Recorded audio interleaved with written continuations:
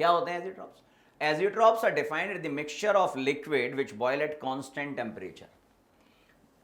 या मैं सरल सीधे शब्दों में कहूं कि ऐसे सॉल्यूशन के जो कॉम्पोजिशन होते हैं वो लिक्विड और वेपर फेज में सेम होते हैं, means they have same boiling point in their liquid state and vapour state, means they have same components present in liquid state and vapour state. अब बेटा अगर इनका बॉइलिंग पॉइंट लिक्विड और vapour phase में same है, so can we separate them through fractional distillation? Answer आएगा नहीं। मतलब एजियोट्रॉपिक सॉल्यूशंस को फ्रैक्शनल डिस्टिलेशन के थ्रू सेपरेट नहीं किया जा सकता है। Ideal solution can be separated through fractional distillation. ये बहुत ही इंपॉर्टेंट कॉन्सेप्ट है, क्वेश्चन इस पर बेस्ड पूछा जाता है। Azeotrops are also called constant boiling mixture because whole of the azeotrope changes into vapor at constant temperature and their components cannot be separated by fractional distillation. इनके components को fractional distillation के through separate नहीं कर सकते as they have same value of boiling point. ये एक table है। Minimum boiling azeotrope, देखो मिनिमम बॉइलिंग एजियोट्रॉप का मतलब क्या हो गया? एजियोट्रॉप दो प्रकार के हैं, एक मिनिमम बॉइलिंग और एक मैक्सिमम बॉइलिंग। एक क्या है? मिनिमम बॉइलिंग एजियोट्रॉप और दूसरा क्या है? Maximum boiling azeotrope. Minimum boiling azeotrope का मतलब बॉइलिंग पॉइंट कम है। किसका बॉइलिंग पॉइंट कम होता है? Solution showing positive deviation, solution showing positive deviation. देख लीजिए, for the solution with positive deviation, there is an intermediate composition for which the vapor pressure of solution is maximum and hence boiling point is minimum. Such type of solutions are termed as minimum boiling azeotrops. Maximum boiling azeotrop. Maximum boiling point किसका होता है? उन solution का जो Raoult law से negative deviation show करते हैं। देख लें, for the solution with negative deviation, there is an intermediate composition for which the vapor pressure of solution is minimum and hence boiling point is maximum. Such type of solutions are maximum boiling azeotrops. तो आज हमें जो बात करनी है liquid solution में, वो बात करनी है colligative properties of electrolytes. Colligative properties क्या होती हैं? तो let me tell you one thing कि अगर मैं कॉलिगेटिव प्रॉपर्टीज को हिंदी रूपांतरित कर दूं ना, तो आपको लगेगा कि यार कितनी सही भाषा है। कॉलिगेटिव प्रॉपर्टी को हम हिंदी में कहते हैं अणु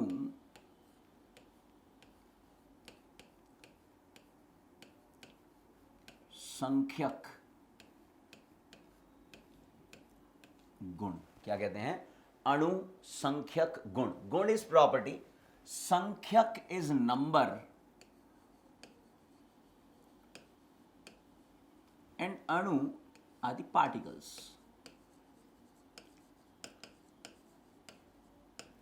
तो अब देखिए कितना आसान हो गया कि कॉलिगेटिव प्रॉपर्टी क्या है।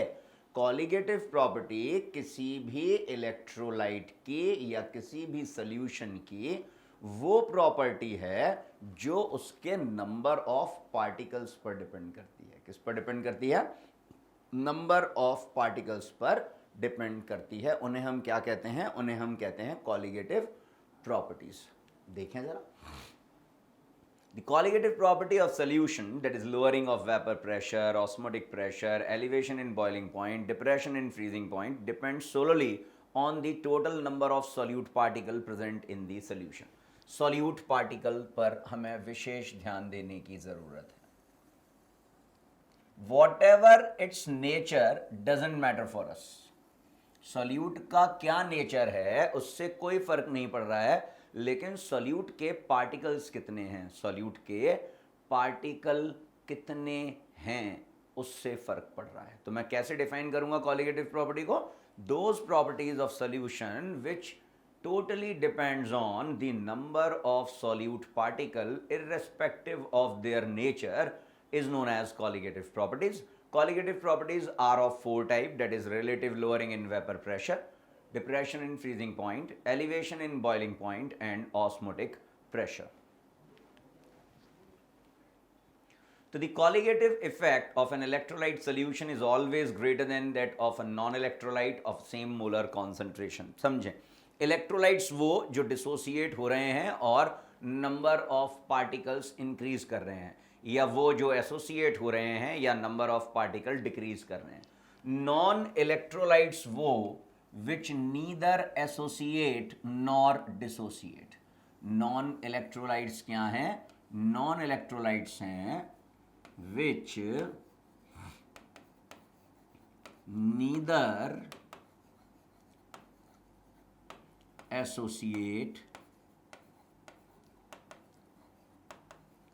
और डिसोसिएट, जो ना तो एसोसिएट होते हैं ना ही डिसोसिएट होते हैं। सर ऐसे कोई एग्जाम्पल्स? तो मैं कहूंगा हाँ, these three are the common example जो आपको इस चैप्टर में देखने को मिलेंगे, urea, glucose and sucrose. Urea, glucose and sucrose are the example of non electrolytes. तो हमसे कहा गया कि अगर मान लो मेरे पास सेम मोलर कॉन्सेंट्रेशन है, सपोज मेरे पास 1 मोलर NaCl है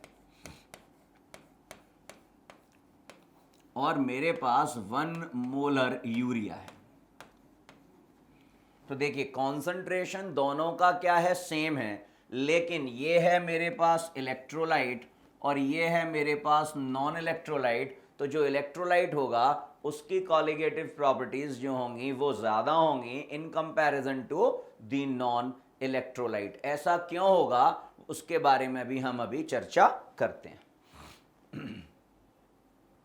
All colligative properties are used for calculating the molecular mass of non-volatile solute। आपसे पूछा जा सकता है कि हम colligative properties पढ़ क्यों रहे हैं, इसकी क्या रिक्वायरमेंट है, इसकी क्या नीड है। तो आप बोलेंगे कि हम colligative properties की मदद से solute का molecular mass कैलकुलेट कर सकते हैं। We can calculate the molecular mass of solute through these colligative properties।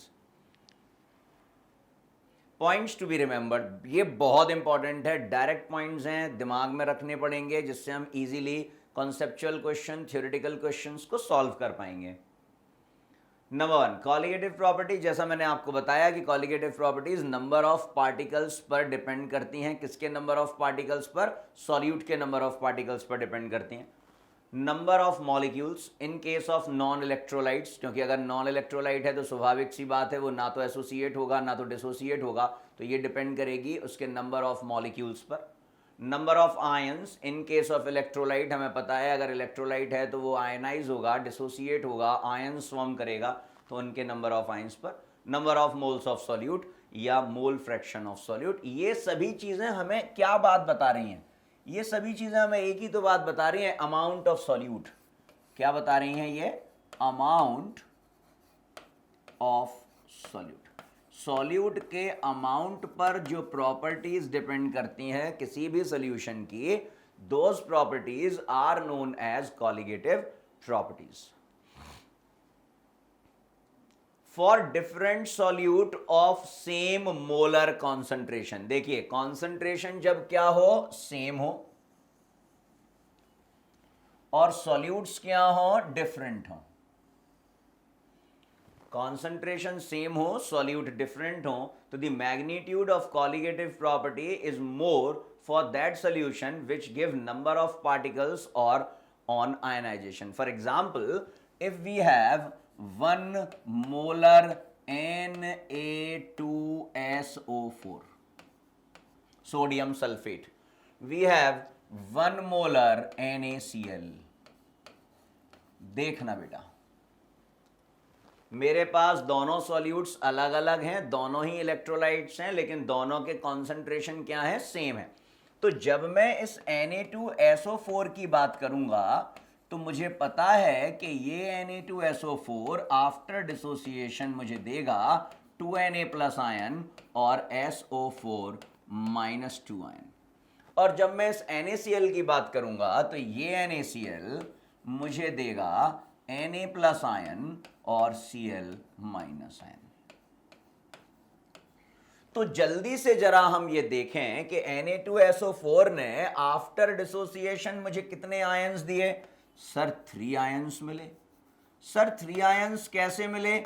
Sir 2 ion Na plus ion के मिले और एक SO4 माइनस 2 का। तो टोटल नंबर ऑफ आयन्स जो सोल्यूशन में मुझे मिले वो कितने थे? 3। और NaCl ने मुझे आफ्टर डिसोसिएशन कितने आयन्स दिए? सर 2 आयंस दिए, एक आयन Na+ का और एक आयन Cl- का। तो हमने यहां पर स्टेटमेंट क्या बोला है? हमने बोला है कि अगर कॉन्सेंट्रेशन सेम हो लेकिन सॉल्यूट डिफरेंट हो तो कॉलिगेटिव प्रॉपर्टी उस सॉल्यूट के लिए ज्यादा मैग्नीट्यूड शो करेगी जो सॉल्यूट मुझे नंबर ऑफ पार्टिकल्स या नंबर ऑफ आयंस क्या दे रहा है? ज्यादा दे रहा है। अगला, for different solution of same molar concentration of different non electrolyte solutes.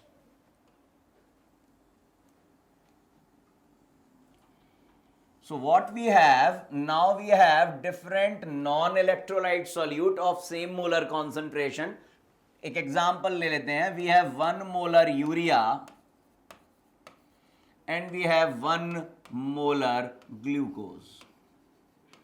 देखिए कॉन्सेंट्रेशन दोनों के सेम है लेकिन दोनों ही डिफरेंट सोल्यूशन है नॉन इलेक्ट्रोलाइट्स के. एक है यूरिया और दूसरा क्या है? दूसरा है ग्लूकोज. एक है यूरिया और दूसरा क्या है? ग्लूकोज है. तो बोल रहा है the magnitude of the colligative property will be same for all. तो भैया इसके लिए भी और इसके लिए भी, दोनों के लिए कॉलिगेटिव प्रॉपर्टीज का मैग्नीट्यूड क्या होगा?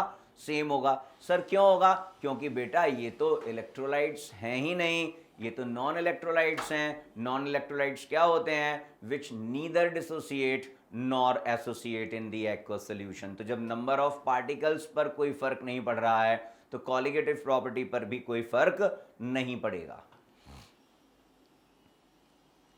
For different molar concentration of the same solute. अब देखिए सॉल्यूट क्या है बच्चों? सर सॉल्यूट है सेम और उनका कॉन्सेंट्रेशन क्या है? उनका कॉन्सेंट्रेशन है डिफरेंट. तो for different molar concentration of the same solute the magnitude of colligative property is more for more concentrated solution. चलिए मैंने अब ले लिया है मेरे पास 1 मोलर NaCl और मैंने ले लिया 2 मोलर NaCl. तो देखिए जरा सॉल्यूट हमारे पास सेम है, क्या है? NaCl, लेकिन कॉन्सेंट्रेशन दोनों के डिफरेंट हैं. पहले वाले का है 1 मोलर और दूसरे वाले का है 2 मोलर. तो कॉलिगेटिव प्रॉपर्टी किसके लिए ज्यादा होगी? कॉलिगेटिव प्रॉपर्टी उसके लिए ज्यादा होगी जिसका कॉन्सेंट्रेशन क्या है? ज्यादा है. क्योंकि अगर कॉन्सेंट्रेशन ज्यादा है इसका सीधा सा अर्थ है कि जिसका कॉन्सेंट्रेशन ज्यादा होगा मतलब उसका अमाउंट ज्यादा होगा. अमाउंट ज्यादा होगा मतलब वो नंबर ऑफ मोल्स ज्यादा रखेगा, यानी कि नंबर ऑफ पार्टिकल्स उसके ज्यादा हो जाएंगे. इसीलिए हमेशा सेम सॉल्यूट के डिफरेंट कॉन्सेंट्रेशन वाले सॉल्यूशन के लिए कॉलिगेटिव प्रॉपर्टी कब ज्यादा होगी? जिसके लिए कॉन्सेंट्रेशन ज्यादा होगा. तो here for which solution colligative property magnitude is more? तो our answer is sir for 2 molar NaCl solution. किसके लिए? 2 मोलर NaCl सोल्यूशन के लिए. फिर से देखिए for solution of different solute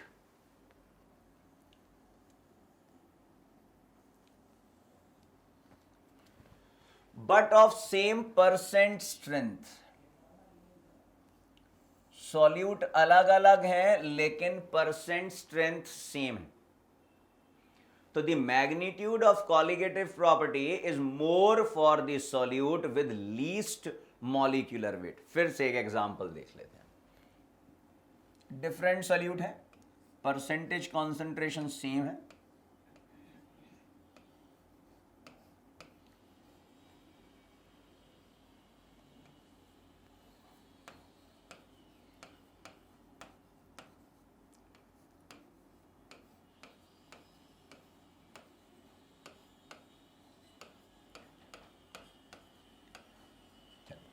मेरे पास है 5% W/W यानी कि वेट बाय वेट या बाय मास ऑफ ग्लूकोज और मेरे पास है 5% W/W यानी कि 5% बाय मास ऑफ NaCl.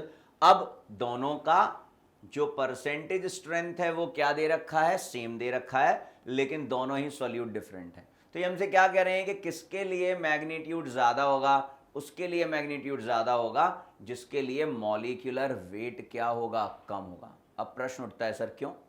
तो बेटा हमें पता है कि number of moles is calculated by the formula weight upon molecular weight, यानी कि number of moles are inversely proportional to molecular mass.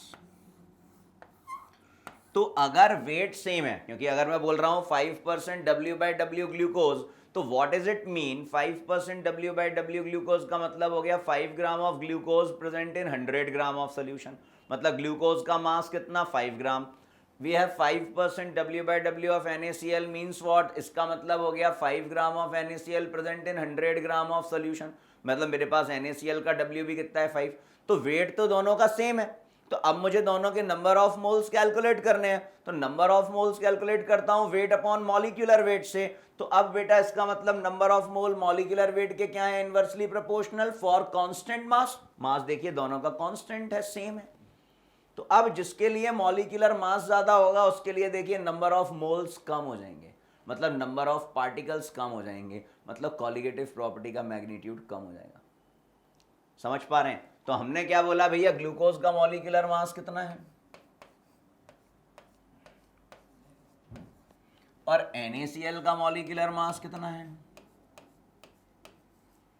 तो अगर दोनों का 56.5, रुक जाइए, अगर दोनों का मास सेम है, अगर दोनों का मास सेम है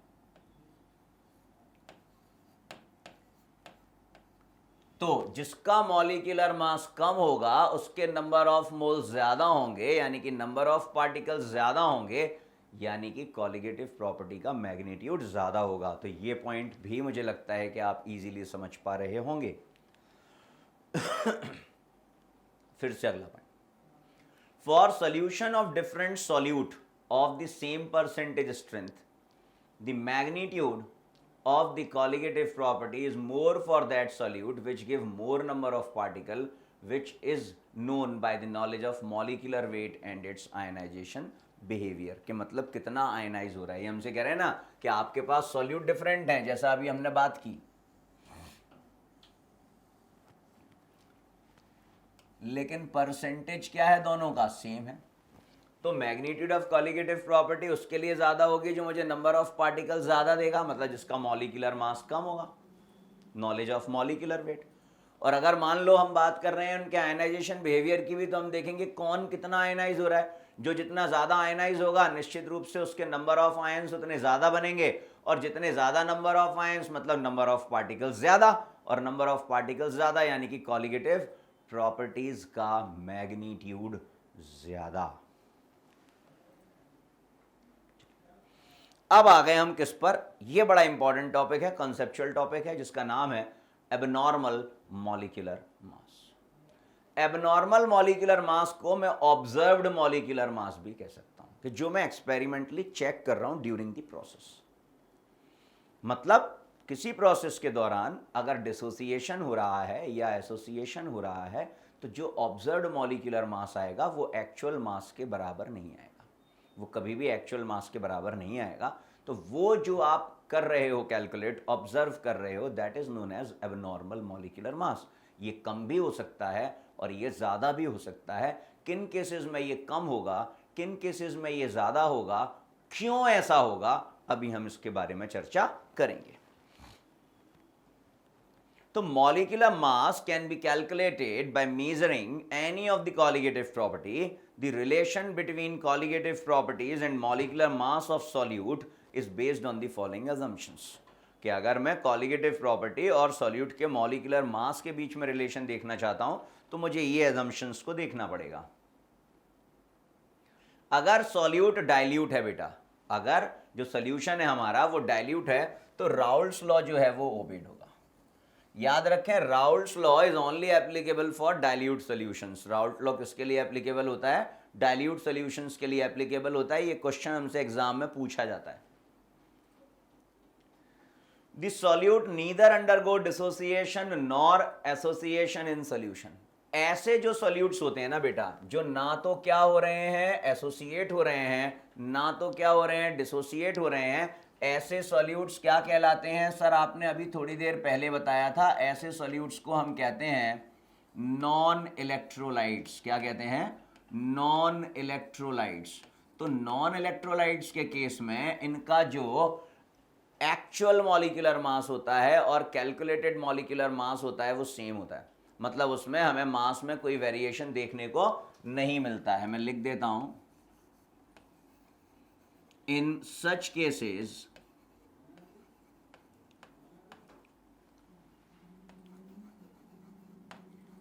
there will be no change in molecular mass।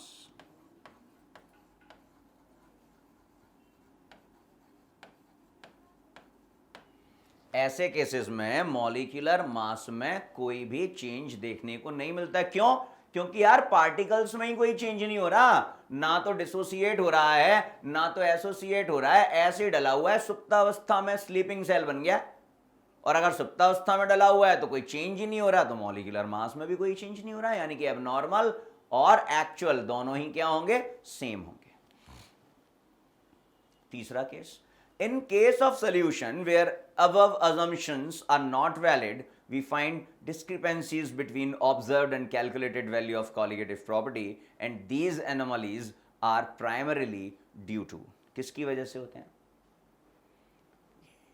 जो मास में चेंज देखने को मिल रहा है, ऑब्जर्व्ड मॉलिक्यूलर मास जो चेंज हो रहा है, जिसे आप नाम दे रहे हैं एबनॉर्मल मॉलिक्यूलर मास, वो चेंज दो केसेस में होता है। पहला केस, जब सॉल्यूट पार्टिकल्स एसोसिएट हो रहे हो, जुड़ रहे हो। दो हैं, जुड़ेंगे तो क्या हो जाएगा? एक हो जाएगा। तीन है, जुड़ेंगे तो क्या हो जाएगा? एक हो जाएगा, मतलब एसोसिएशन हो रहा है। अगर एसोसिएशन हो रहा है तो मॉलिक्यूलर मास चेंज होगा। कैसे? अभी हम देखेंगे।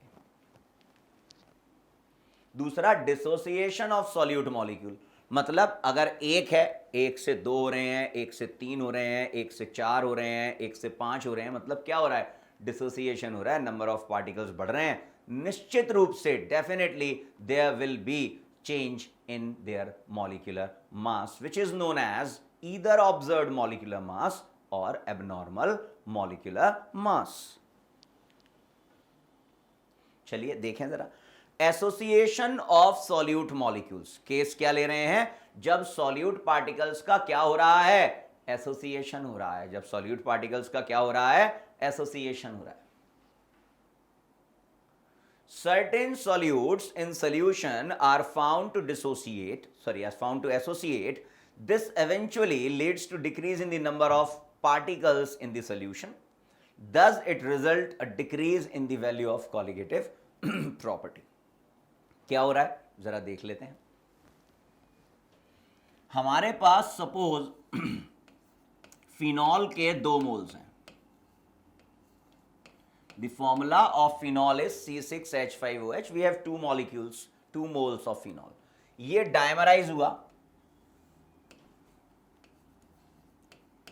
डायमराइज होने का मतलब जानते हैं, 2 मोल्स आपस में जुड़ रहे हैं, आपस में एसोसिएट हो रहे हैं। तो आफ्टर डायमराइजेशन इसने बनाकर दिया C6H5OH का होल ट्वाइस।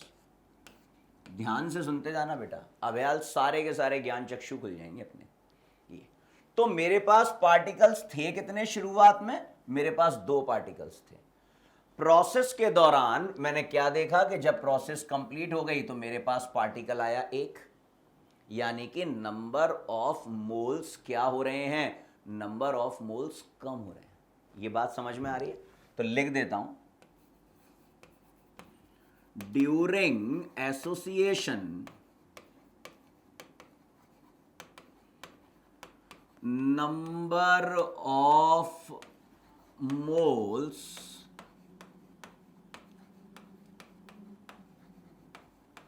decreases। एसोसिएशन के दौरान नंबर ऑफ मोल्स क्या हो रहे हैं? डिक्रीज हो रहे हैं। चलिए, क्या मैंने आपको अभी ये बताया था कि for fixed mass number of moles are inversely proportional to the molecular mass. तो अगर नंबर ऑफ मोल्स कम हो रहे हैं तो क्या मैं कह सकता हूं कि मॉलिक्यूलर मास बढ़ रहा है? निश्चित सी बात है। इसका मतलब क्या हुआ कि जब भी एसोसिएशन होगा तो एबनॉर्मल मॉलिक्यूलर मास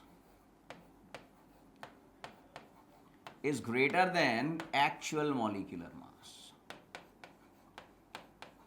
जो एबनॉर्मल मॉलिक्यूलर मास होगा वो एक्चुअल मॉलिक्यूलर मास से ज्यादा होगा बिकॉज ऑफ दिस कॉन्सेप्ट. क्या है ये कॉन्सेप्ट? ये कॉन्सेप्ट है नंबर ऑफ मोल्स जो हैं वो मॉलिक्यूलर मास के क्या हैं, इनवर्सली प्रोपोर्शनल है. नंबर ऑफ मोल्स जो हैं वो मॉलिक्यूलर मास के क्या हैं, इनवर्सली प्रोपोर्शनल है. अब मैं देख रहा हूं कि एसोसिएशन के दौरान मोल्स हो रहे हैं डिक्रीज, तो अगर मोल्स कम हो रहे हैं इसका सीधा सा अर्थ है कि मॉलिक्यूलर मास बढ़ रहा है. इसका मतलब है ड्यूरिंग एसोसिएशन एबनॉर्मल मॉलिक्यूलर मास बढ़ेगा, यानी कि एक्चुअल मॉलिक्यूलर मास से ज्यादा होगा. और अभी थोड़ी देर पहले हमने यही बात की थी कि जो कॉलिगेटिव प्रॉपर्टीज होती हैं CP, they are inversely proportional to molecular mass. Colligative property molecular mass के क्या होती हैं, इनवर्सली प्रोपोर्शनल होती हैं. मतलब अगर मॉलिक्यूलर मास ज्यादा है तो कॉलिगेटिव प्रॉपर्टी क्या होगी, कम होगी. देखिए स्टेटमेंट क्या लिखा हुआ है. स्टेटमेंट लिखा है certain solute in solutions are found to associate. This eventually leads to decrease in the number of molecular particles in the solution. तो number of particles कम हो रहे हैं, thus it result a decrease in the value of colligative property. तो because of association what will happen, number of particles कम हो रहे हैं. और मुझे पता है कि colligative property तो number of particles के directly proportional होती है. तो अगर number of particles कम हो रहे हैं तो colligative property कम हो रही है. abnormal molecular mass से भी मैंने यहां से relate कर दिया है. तो this is the important thing जो हम लर्न कर रहे हैं, जो हम सीख रहे हैं, जो कॉन्सेप्ट है कि क्यों एसोसिएशन के दौरान एबनॉर्मल मॉलिक्यूलर मास का वैल्यू एक्चुअल मॉलिक्यूलर मास से ज्यादा होता है. चलिए देख लीजिए. As already discussed, the colligative property are inversely proportional to the molecular mass. Therefore, higher values are obtained for molecular mass than normal values for unassociated molecules. आ जाते हैं dissociation पर. एसोसिएशन का ऑपोजिट क्या? सर कितना simple question पूछ लिया. Association का opposite dissociation. Dissociation का मतलब क्या, टूटना. मतलब हमारा सॉल्यूट टूट रहा है. टूटने से क्या होगा सर, नंबर ऑफ पार्टिकल्स बढ़ जाएंगे. अगर नंबर ऑफ पार्टिकल्स बढ़ गए तो क्या मैं कह सकता हूं कि कॉलिगेटिव प्रॉपर्टी की वैल्यू ज्यादा होगी? हाँ सर कह सकते हैं, because colligative properties are directly proportional to number of particles. क्या मैं कह सकता हूं इनका abnormal molecular mass actual molecular mass से कम होगा? सर कह सकते हैं. देखें जरा कैसे. देखें, the number of electrolyte dissociate in solution to give two or more particles, that is ions. Therefore, the number of solute particles of such substance is more than the expected value. ये बात तो समझ में आ रही है कि जैसे जैसे dissociation होगा number of particles बढ़ेंगे, and number of particles are directly proportional to what? Number of particles are directly proportional to number of particles are directly proportional to colligative property. तो डिसोसिएशन से पार्टिकल बढ़े, colligative property बढ़ी. लेकिन देखें particles बढ़े यानी कि मैं आपसे यहां बात कर लेता हूं कि मेरे पास NaCl है. उस NaCl को मैंने डिसोसिएट किया, डिसोसिएट होकर उसने बनाए 2 मोल्स ऑफ आयंस. मतलब नंबर ऑफ मोल्स बढ़ गए. 1 मोल सॉल्यूट था, आफ्टर डिसोसिएशन उसने मुझे 2 मोल्स दिए. वही number of moles inversely proportional to molecular mass. तो अगर नंबर ऑफ मोल्स ज्यादा हैं तो क्या मैं नहीं कह सकता हूं कि मॉलिक्यूलर मास कम होगा? हां सर बिल्कुल कह सकते हैं. तो जो एबनॉर्मल मॉलिक्यूलर मास होगा